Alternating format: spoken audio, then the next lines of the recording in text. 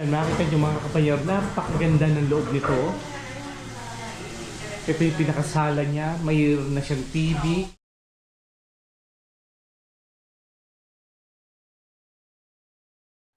Magandang araw mga kapanyero, welcome back po sa ating channel. Nawawala na ako ng boses dito. Napakalamig dito sa mga oras na to mga kapanyero. I-share ko lang sa inyo yung location ng ating Airbnb na nakuha. Pero itong location natin na to mga kapanyero, papakita ko lang sa inyo. Ito yung lugar nga pala, yan no.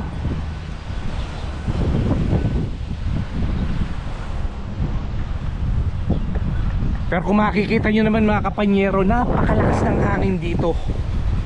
Ito yung Airbnb na nakuha natin. Itong Airbnb na to, lumang bahay na to, pero renovated ang loob ng bahay. Pero napakaganda nung loob niya. Bali ni-renovate nung may-ari, tapos pina-Airbnb. Talagang nakadesign to para sa Airbnb na business.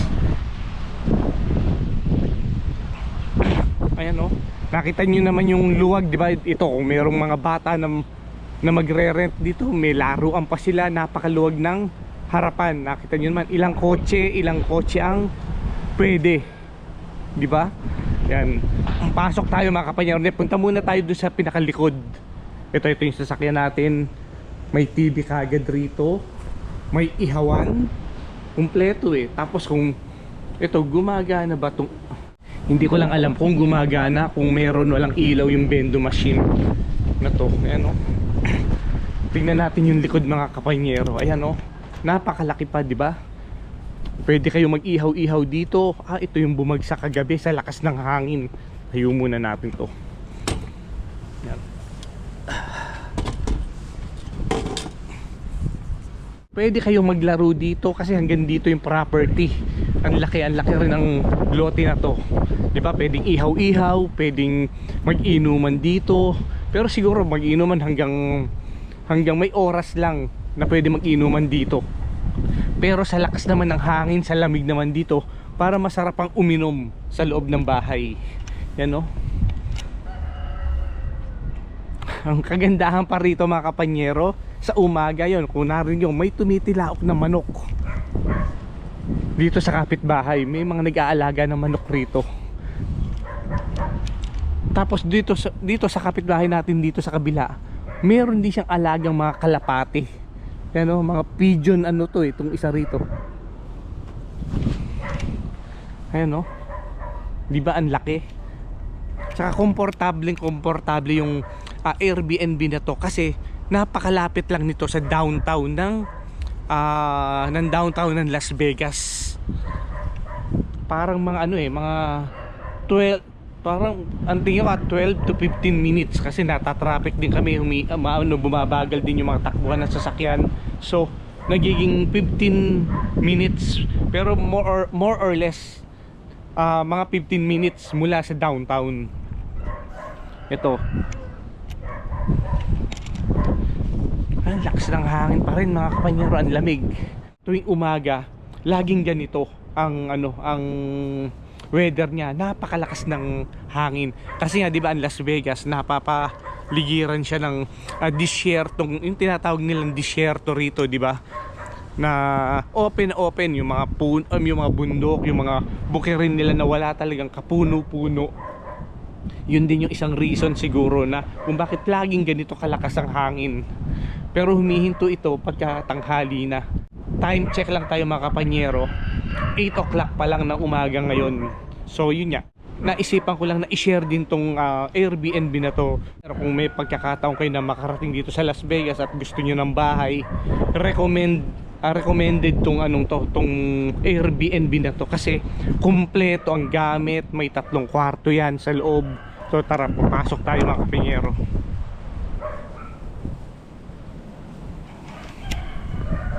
Naririnig nyo mga kapanyero, may tumitilaok sa kabilang bahay ng manok. Wala, hindi.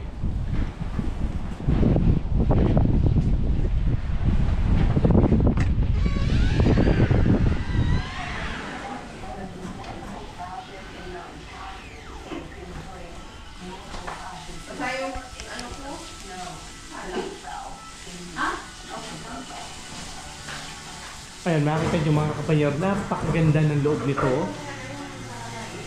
Ito yung pinakasala niya, mayroon na siyang TV. Ito si Miss Hurley, nagluluto na kagad, ang aga-aga pa. Ay. Meron na rin siyang rep, may lutuan na siya, may magagamit. Tapos dito ang kusina niya. Ayan o, ang ganda o. Nakita nyo naman o. Dito yung kainan.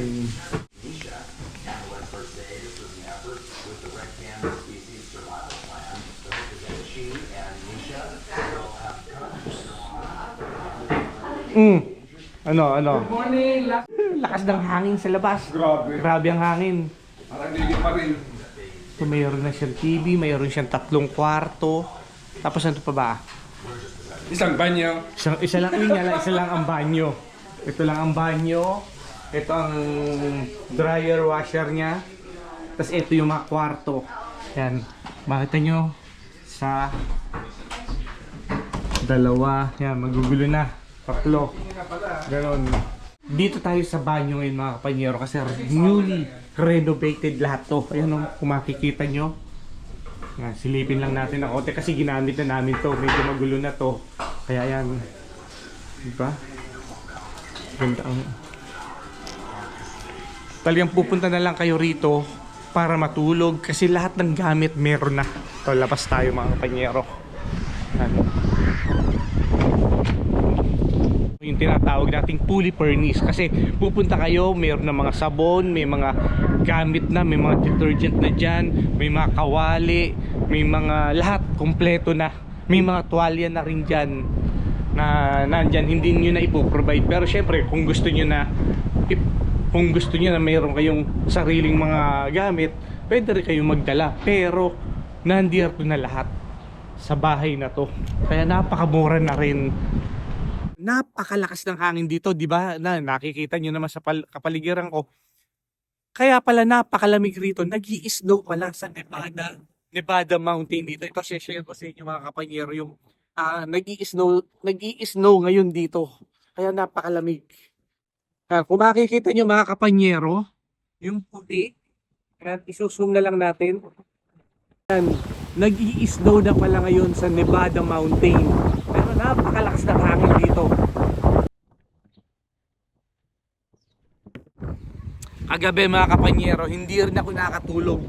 Dahil kumakalampag yung may mga kumakalampag rito sa sa labas sa lakas ng hangin. Ito siguro yung basurahan ng kapitbahay natin. Ayan, nakita nyo naman yung likuran ko, di ba?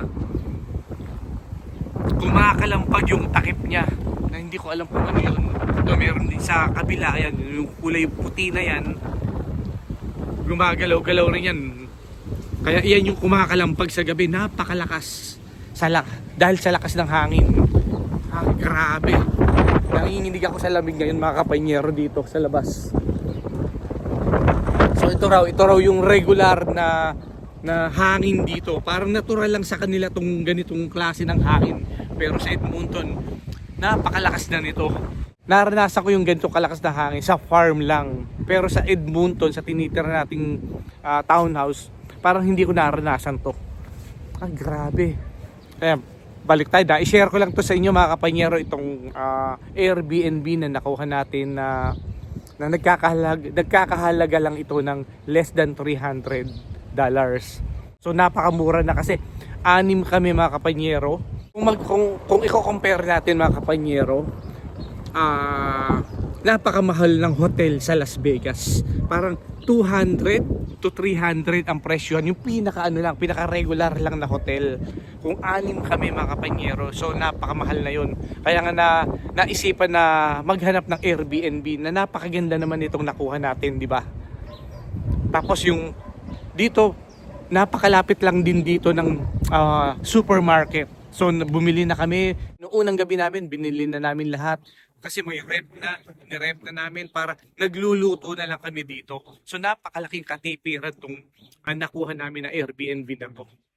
Kaya ngayon, na-share ko lang sa inyo yun. Kung gusto nyo rin ng Airbnb na affordable, na napakamura na, napakakumpleto at napakaganda ang loob. Na talagang komportable kayo. Ito yung maire-recommend ako kasi ang ganda talaga. Ang lapit-lapit talaga nito sa downtown. Kaya ayan mga kapanyero, na-share ko lang ito. Kung bago ka lang sa ating channel, huwag niyo na makalimutan mag-subscribe. Pakipindot naman natin subscribe button para suporta sa ating channel. Maraming salamat mga kapanyero. Hanggang sa muli.